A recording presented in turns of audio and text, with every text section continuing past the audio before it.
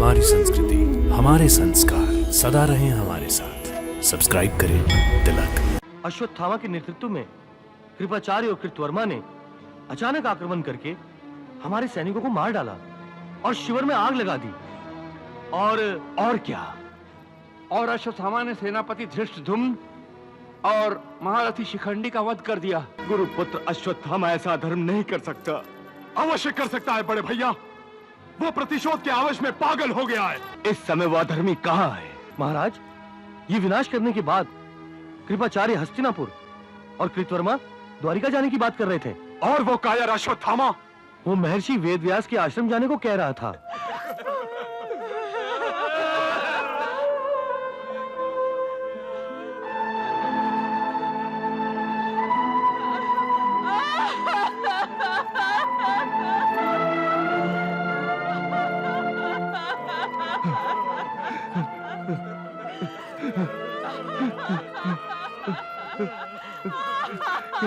केशव, हम जीत कर भी हार गए।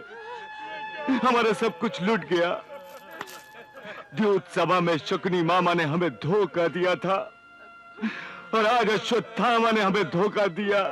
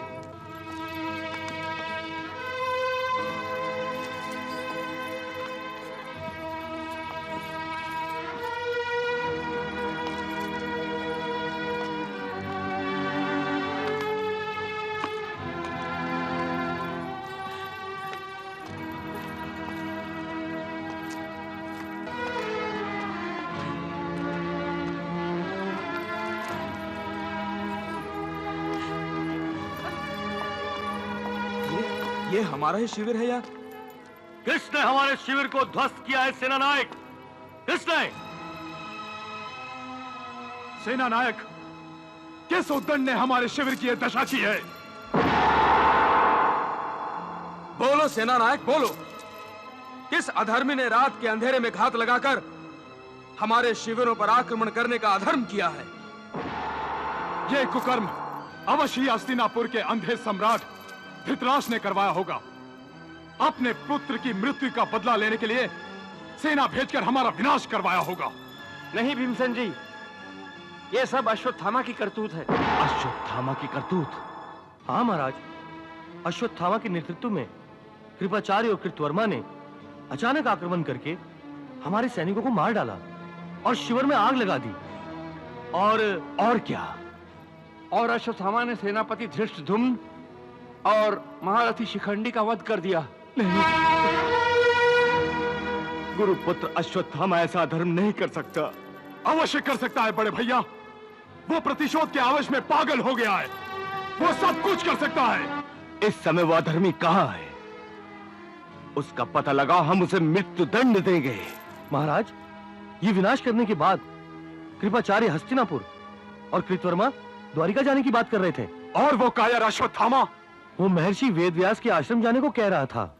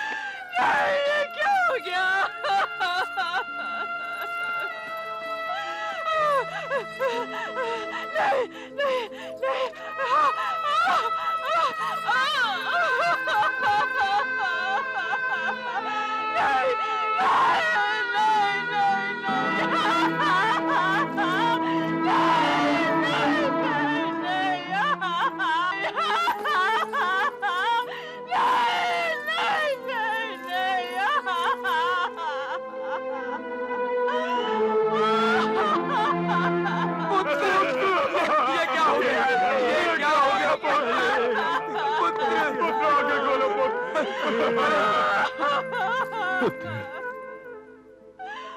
पुत्र आंखें खोलो पुत्र, पुत्र आंखें खोलो, आंखें खोलो पुत्र, आंखें खोलो। अनर्थ न करो पुत्र, नेत्र खोलो पुत्र, उठो पुत्र उठो।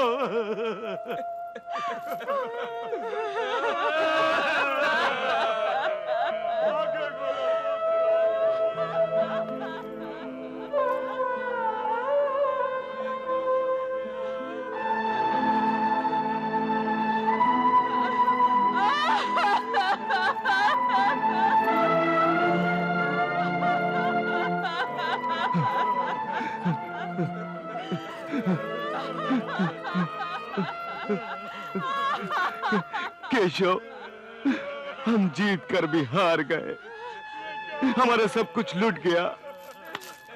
द्यूत सभा में शकुनी मामा ने हमें धोखा दिया था और आज अश्वत्थामा ने हमें धोखा दिया।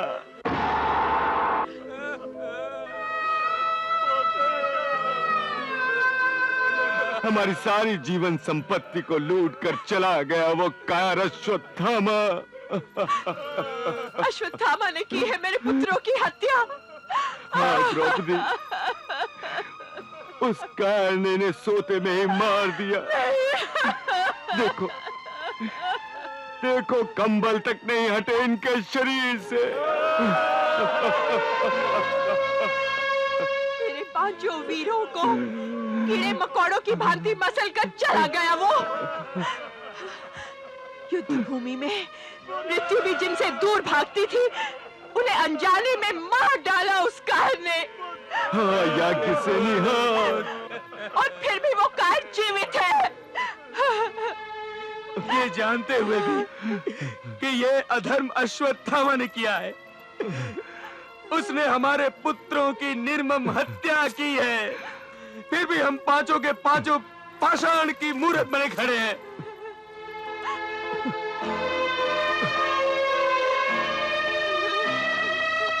अभी इस वक्त हमारी जगह कोई और होता तो प्रतिशोध की अग्नि में उसका खून खौल उठता, पत्थर भी पिघल कर लावा बन जाता। परंतु मैं द्रौपदी पत्थर नहीं, माँ हूँ माँ। मेरा शरीर लावे का बना है, याज्ञसेनी हूँ मैं उस कायर को जीवित नहीं रहने दूंगी। अपने पुत्रों के हत्यारे की हत्या कर दूंगी मैं। हाँ। उस कार को मैं परलोक भेजूंगा। मैं। नकुल, मेरे साथ रथ लेकर चलो। जो आज्ञा भ्राताश्री।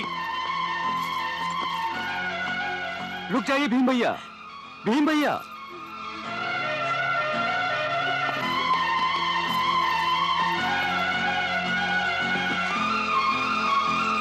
नकुल, वेद व्यास के आश्रम ले चलो। जी। हम उसे जीवित रहने नहीं देंगे। तो जाओ, वो कायर जहाँ कहीं भी छुपा है उसे ढूंढ निकालो। जाओ, जाओ उस दुष्ट के सिर के इतने टुकड़े कर दो, इतने टुकड़े कर दो कि विधाता भी उन्हें जोड़ ना सके। यही मेरे पुत्रों की हत्या का बदला होगा और यही मेरे प्रतिशोध की चरम सीमा होगी। ऐसा ही होगा पांचाली, ऐसा ही होगा। सहदेव, तुम द्रौपदी का ध्यान रखना। चलो अर्जुन। बड़े भैया, रुको पार्थ।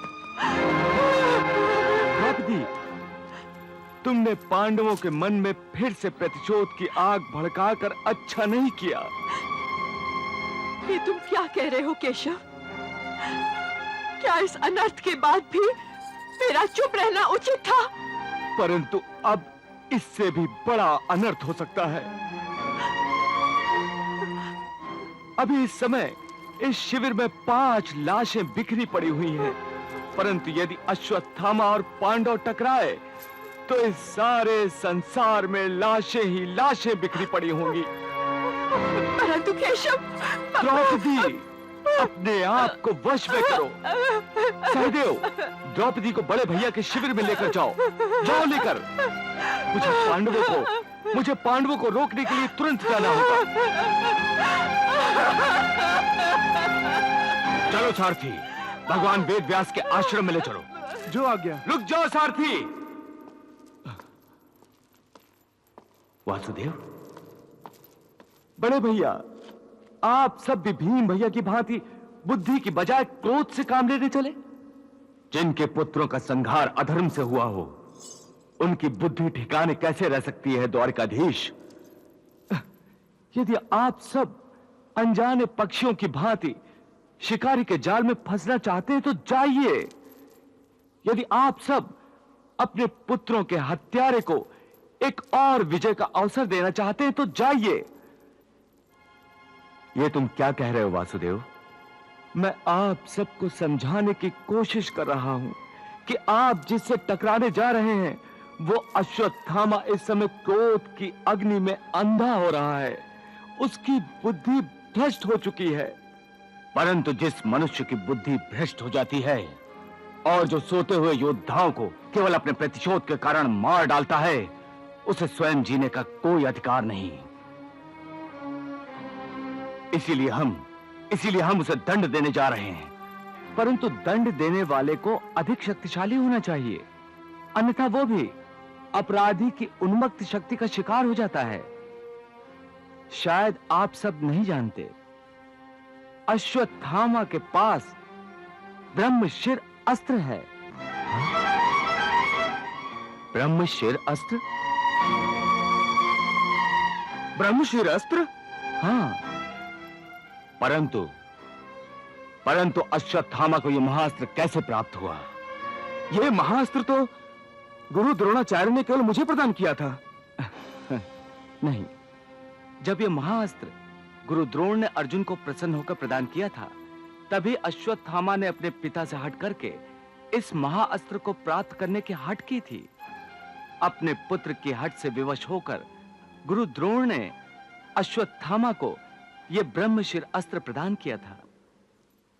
जब उन्होंने यह ब्रह्मशिर अस्त्र अश्वत्थामा को प्रदान किया था, तभी उन्होंने उसे बड़ा जोर देकर कहा था, पुत्र अश्वत्थामा, यह एक महाभयंकर अस्त्र है, जिसे अस्त्र विद्या में ब्रह्मशिर अस्त्र कहते हैं। इस अस्त्र का प्रभाव इतना भयंकर है कि इसके एक बार प्रयोग करने से ही समस्त ब्रह्मांड जलकर राख हो जाएगा। जल, थल और आकाश में रहने वाले प्राणी, पशु, पक्षी, यहां तक कि पेड़ और पौधों तक का अस्तित्व समाप्त हो जाएगा। इसके तेज से बड़े बड़े पर्वत और पहाड़ रुई के फाहे की भांति उड़ते नजर आएंगे। सागर का जल सूख जाएगा। प्रलय आ जाएगी अश्वत्थामा, प्रलय आ जाएगी। इसलिए मैं महाभयंकर अस्त्र देने से पहले तुम्हें सावधान कर देना चाहता हूं कि इस ब्रह्मशिर अस्त्र को किसी लकड़ी के तुणीर में नहीं, बल्कि संयम के तुणीर में रखा जाता है। ब्रह्मशिर अस्त्र को बुद्धि और संतुलन के धनुष पर चढ़ाया जाता है और इस महाविनाशक अस्त्र का संधान केवल धर्म संकट के समय किया जाता है। अपनी निजी शत्रुता के लिए इसका प्रयोग कदापि नहीं किया जाता। यहां तक कि अपने प्राणों के संकट में आ जाने पर अपनी सुरक्षा के लिए भी इसका प्रयोग करना मना है। पुत्र, मैं तुम्हारा पिता हूं, तुम्हारे स्वभाव को अच्छी तरह जानता हूं। तुम बहुत भावुक हो और बहुत जल्दी उत्तेजित होकर अपना विवेक और संयम खो बैठते हो। यदि तुमने मेरी चेतावनी को न मानते हुए इस अस्त्र का दुरुपयोग किया तो तुम्हें इसका भयंकर दंड भुगतना पड़ेगा।